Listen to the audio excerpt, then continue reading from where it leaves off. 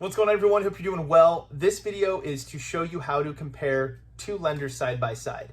If you're looking at purchasing a home or you're looking at refinancing, I'm going to go ahead and assume you're going to talk to more than one lender. Well, I think you should do that. You should, it's like going to a doctor. You always get a second opinion, right? So same thing should happen. How do you have confidence if you just trust the first thing you see? You got to kind of know that what I'm getting is I have confidence in this. So we compare. The problem is when you're comparing, what are we taught to ask when we're talking to a lender? What's the rate and what are my closing costs? What are my fees? That's what everyone asks every single time.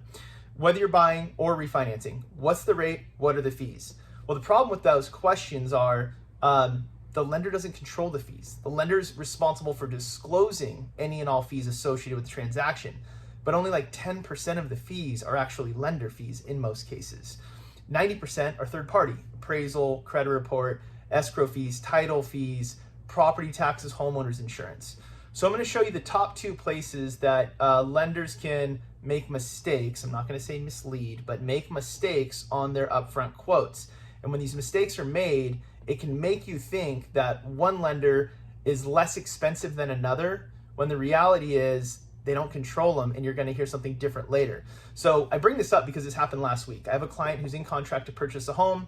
She said, Sean, can you, she texted me, she said, Sean, would you be okay with me sending that website that you built for me to the other lender I had originally spoken with, just to make sure that I'm getting the best deal possible? I said, absolutely, go for it. I'll do you one better. If you forward me the quote that they gave you, I'll just build you a new website comparing me and them side by side. Full disclosure, full transparency, that way you know exactly what you're getting into. So she sent it to me and I reviewed it, and I immediately found some errors, mistakes, and then I built the side-by-side comparison, which we will review together. The purpose of this is to truly make sure you know what you're looking for. So I'm going to jump into it now. We're going to look at my quote first, then we're going to look at the other lender's quote, then we're going to look at the side-by-side comparison. Let's take a peek. Okay, so here's Sean's quote. So the reason I'm showing you these is quotes can come in many different forms. What you'll notice is every quote you get from a lender will have this disclosure on it. This is not a loan estimate. Your actual rate, payment, and cost could be higher. Get an official loan estimate before choosing a loan.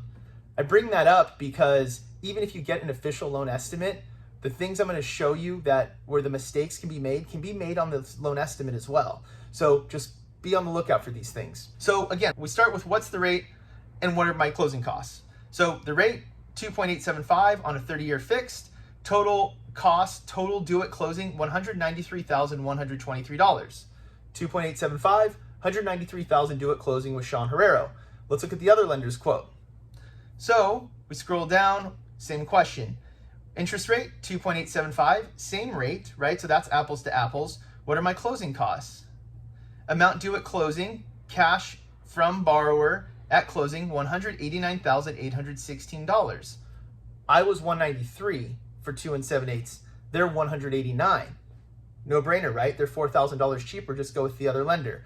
Well, here's where the misleading piece comes in. I'll show you how this works. So we're going to start off with reserves. If you're planning on having your property taxes and homeowners insurance paid through your monthly mortgage payment, that's called a reserve account, an escrow account, an impound account.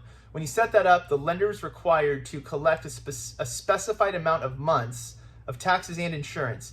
This is uniform. It's the same regardless of the lender you choose. I'll show you that as well. So Fidelity National Title has a great cheat sheet for this. Actually, I'll just show it to you now. So Fidelity National Title has this property tax impound schedule, Understanding California Property Tax Impounds. This transaction is closing in August. Their first payment will be October 1st. So we have to collect 8 months of taxes. Every lender has to follow this schedule. This isn't Fidelity's schedule. They just give us a cheat sheet. So let's go back and look at the other lender's quote. Here you have your reserve and escrow account, and they are showing that they're collecting 2 months of property taxes at $906. They showed 2 months, but they're required to collect 8, and that's $900. So we're 6 months short. That's already close to $4,000 in cost. So just that alone, we went from them having a lower cost to us basically being the same with just one adjustment. So how would that have played out? If she switched over to them, they would have issued the loan estimate, and they would have said, oh, sorry, that was just an estimate. We have to collect 8 months, not 2. But they should know that out of the gate. Like, we all know that. And that cheat sheet shows that we all know that. So let me show you the other thing. All right, so that's kind of the number one thing I noticed. The second thing was when I come to title and closing fees, This is escrow and title. Escrow basically manages the money from between the buyer and the seller. They're a third party, a neutral party, to make sure nobody runs away with the other person's money. Well, the settlement fee, also known as an escrow fee, was disclosed at $575. If we look at my estimate, which has the actual real escrow fees, we have a total of $2,610. So they quoted $575 when we know they're going to be more than that. Yet again, Fidelity has a great way for any of us to look up fees. You can go to rates.fntg.com if you want to, and you can look up fees for all these. So I'll show you what that looks like. I already built it out. So I jump over to here, I put in this specific transaction, and anybody can do this. Right here, we already have an estimate of fees at $2,090. So how do you accidentally estimate $575 when you're a lender? You do this for a living. You're $1,500 off. You were close to $6,000 off on your taxes. That means your estimate was not an estimate. It was way off. You can't even call that a quote. But if we went with just what are the rates, what are the fees, you would have chosen the other lender, and this would have felt like a bait and switch because these things would have had to have been corrected. So now let's look at the side-by-side comparison. What I did here is I called this client. I explained to her everything I just explained to you guys. And then I showed her the estimate. I said, I'm using the actual fees because you are in contract. We have an escrow and title company, so we know what the real fees are.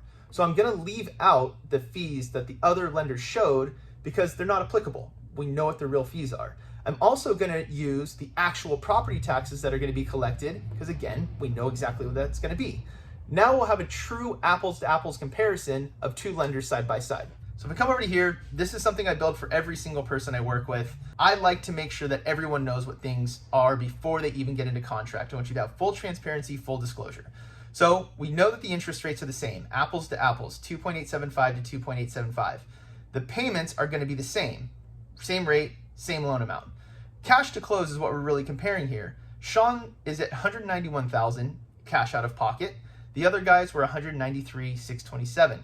So a $2,600 difference. Now, the piece I didn't show you on the other estimates is for the specific interest rate of 2.875, you can pay what's called discount points. On the day this was locked, this can vary day to day. This is when people say rates change day to day. This is the part that's changing. At 2.875, on the exact day that we locked in rates on this loan, the cost with me was like $1,041. With them, it was over $3,000. So that's really where the big change is coming from. The other thing is their lender fee was $1,595 and ours is $1,290. Guaranteed rate charges a lender fee of $1,290. Now you're saying, Sean, I want to see it, prove it. Let's take a peek. So if I come into the analysis, again, I want everyone to have full disclosure, full transparency. We click more info. I can click on this closing costs tab. And then at the bottom of each section, you'll see this fee detail button. I'm not a fan of summaries. As we've already noticed, summaries can lead to misleading information. I like details. So if I click fee detail, you'll see the lender fee of $1,290, that guaranteed rate charges, and you'll see the discount points of $1,044 for the specific interest rate that she chose of $1,044. Lender fee $1,290, discount points $1,044.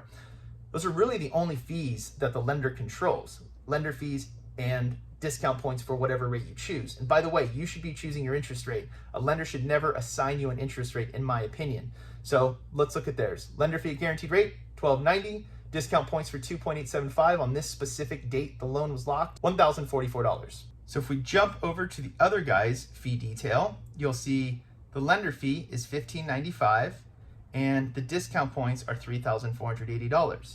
Their lender fee is about $300 more and their discount points are about $2,400 more. That's really the big difference. That's what we're looking for. Escrow and title, all the same. Taxes and insurance, all the same.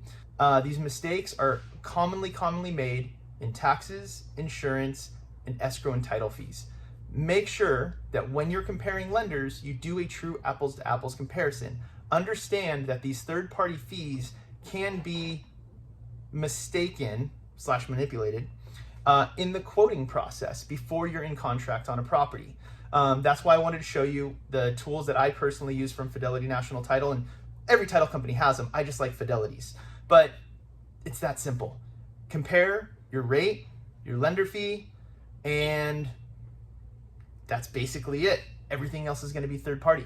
I hope this is helpful. I know it's a lot of information. Let me know what you think of this. Any questions, comments, or concerns you have, feel free to comment below. and let me know how I can help. Thank you guys so much. Have a wonderful day, and I'll talk to you soon. Cheers.